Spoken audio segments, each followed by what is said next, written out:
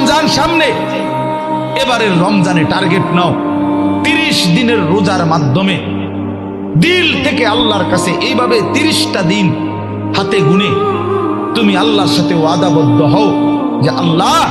30 দিন আমি রোজা রাখবো। এবং যৌন চাহিদা, লজ্জাস্থানের চাহিদা, অশ্লীলতা, বেহায়াপনা, নর্তকী, নাচ গান, উলঙ্গ ছবি দেখা, নারীকে নিয়ে চিন্তা ভাবনা, মেয়েকে নিয়ে অশ্লীল চিন্তা ভাবনা,